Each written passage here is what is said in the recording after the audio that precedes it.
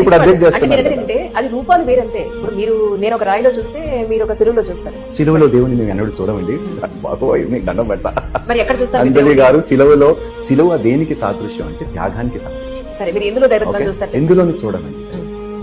దేవుడు ఆత్మస్వరూపి కాబట్టి we have to experience that. First commandment బైబుల్లో, మరి మీరు చదివారో లేదో తెలియదు, 10 ఆజ్ఞలు ఉంటాయండి. That is the moral standard, right? అది జూస్ కావచ్చు, క్రిస్టియన్స్ కావచ్చు, అది ఇస్లాం రిలీజియన్ కావచ్చు, రైట్? దీస్ మోనోథిజం రిలీజియన్స్ ఏవైతే ఉన్నాయో అందులో ప్రాముఖ్యం ఏంటంటే do not worship the creation but worship the creator. So that is the standard moral standard అనమాట. సో అందుకనే you shall have no graven images. ఎలాంటి శిల్పాలు కూడా, ఎలాంటి విగ్రహాలు కూడా ఉండకూడదు.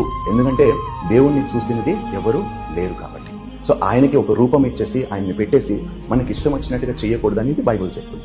సో దాన్ని మేము చాలా స్ట్రిక్ట్ గా ఫాలో అవుతాం, రైట్? బికాస్ నేను భగవంతుని చూడలేదు, మీరు భగవంతుని చూడలేదు.